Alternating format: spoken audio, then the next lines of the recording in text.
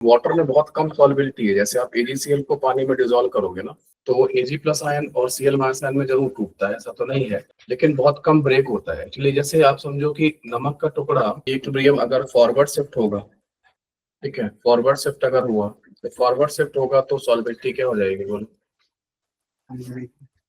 Solubility increase हो जाएगी। अगर ये इक्विलिब्रियम को तुमने कभी बैकवर्ड शिफ्ट करा दिया तो सॉल्युबिलिटी जो हो जाएगा, क्या हो जाएगा, वो डिक्रीज हो जाएगा। तो आज हम लोग स्टार्ट कर रहे हैं अपना नया इसमें आयनिक में, और वो है सॉल्युबिलिटी इक्विलिब्रियम। ठीक है, तो सॉल्युबिलिटी इक्विलिब्रियम क्या होता है? बेसिकली इक्विलिब्रियम ऑफ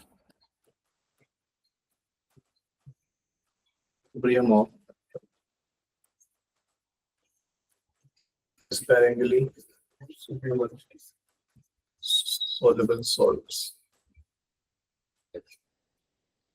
ठीक है, solubility equilibrium of sparingly soluble salt, है ना। तो स्पेरिंगली सॉल्युबल मतलब जो कि कम सॉल्युबल होते हैं, अल्प विलेय कहते हैं हिंदी में। AgC जैसे हैं, AgBr जैसे हैं, जो कि मोस्टली पीपीटी बनाते हैं, प्रेसिपिटेट बनाते हैं, पानी में इनसॉल्युबल सब्सटेंसेस होते हैं। ठीक है ना। कुछ सल्फाइड्स जैसे जिंक सल्फाइड हो गया, PbS हो गया, वो सल्फाइड्स इस तरीके से होते हैं।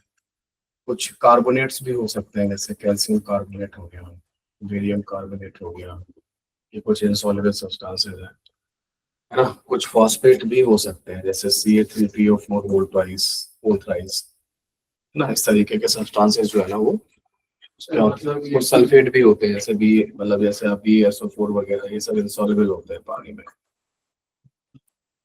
इनका इक्विलिब्रियम जो होता है वो क्या कहलाता है? सॉल्युबिलिटी इक्विलिब्रियम कहलाता है ना। नहीं, एक्चुअली क्या होगा कि वाटर में बहुत कम सॉल्युबिलिटी है। जैसे आप AgCl को पानी में डिजोल्व करोगे ना, तो वो Ag प्लस आयन और Cl माइनस आयन में जरूर टूटता है, ऐसा तो नहीं है, लेकिन बहुत कम ब्रेक होता है एक्चुअली। जैसे आप समझो कि नमक का टुकड़ा और पत्थर का टुकड़ा, दोनों को कंपेयर, तो नमक का टुकड़ा पानी में डूब जाता है, डिजोल्व हो जाता है। रीजन ये है कि वो पानी में जाके ब्रेक होता है, plus ion Cl minus ion जो भी उसके अगर आयंस उसमें टूट जाता है। पत्थर का टुकड़ा है वो वाटर में टूटता नहीं है, तो इनसॉल्युबल रहता है।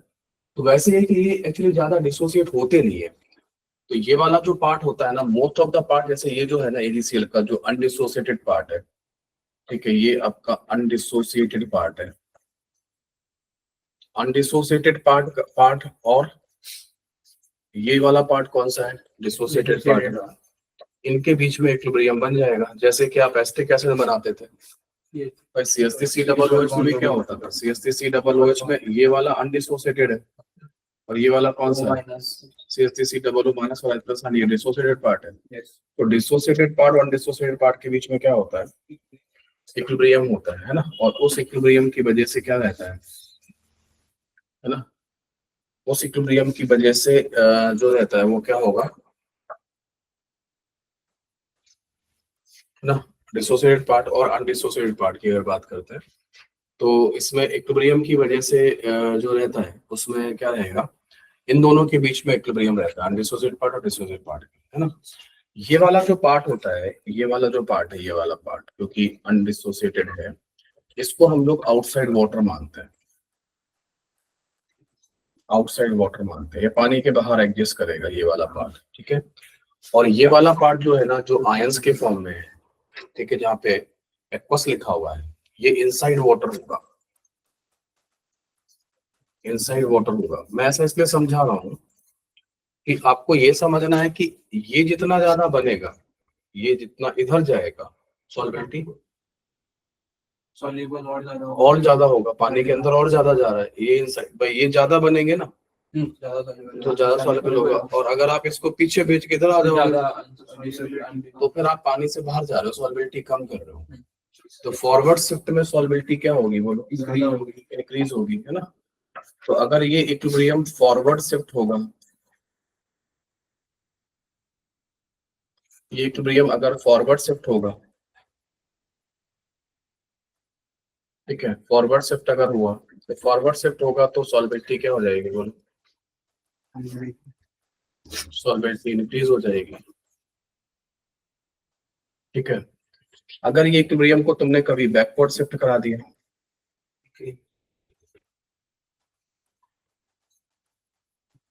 तो सॉल्बिलिटी जो हो जाएगा क्या हो जाएगा, वो डिक्रीज हो जाएगा। अब क्योंकि ये इक्विलिब्रियम बना हुआ है ना, ठीक है, तो इक्विलिब्रियम बना हुआ है तो क्या होगा, इसका एक इक्विलिब्रियम कांस्टेंट होता है, इक्विलिब्रियम कांस्टेंट को अपन केएसपी बोलते हैं।